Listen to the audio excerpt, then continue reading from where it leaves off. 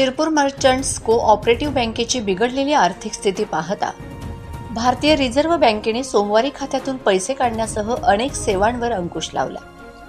सोमवारी कामकाज बंद झाल्यानंतरही सहकारी बँक कोणतेही नवीन कर्ज देऊ शकणार नाही किंवा कोणतीही गुंतवणूक करू शकणार नाही, असे आरबीआयने एका निवेदनात म्हटले आहे।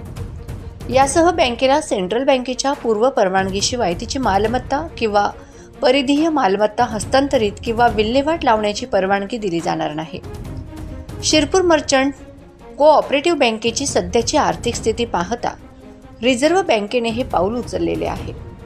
यामध्ये सर्व बचत बँक किंवा चालू खाती किंवा ठेवीदारांच्या इतर कोणत्याही खात्यातील एकूण शिल्लकमधून कोणतीही रक्कम काढण्याची परवानगी दिली जाऊ शकत नाही। तथापि बँक ग्राहक रिझर्व्ह बँकेच्या या अटी व शर्तीनुसार त्यांच्या खात्यात जमा केलेल्या रकमेतून कर्जाची परतफेड करू शकतील।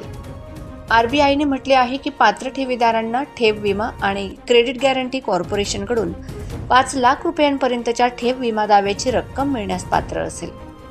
8 एप्रिल 2024 रोजी व्यवसाय बंद झाल्यापासून शिरपूर मर्चंट्स कोऑपरेटिव्ह बँकेवर लादलेले निर्बंध 6 महिने लागू राहतील।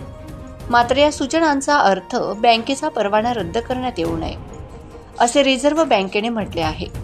बँकेची आर्थिक स्थिती सुधारेपर्यंत बँक या अंकुशांसह बँकिंग व्यवसाय सुरू ठेवेल, असे त्यात म्हटले आहे।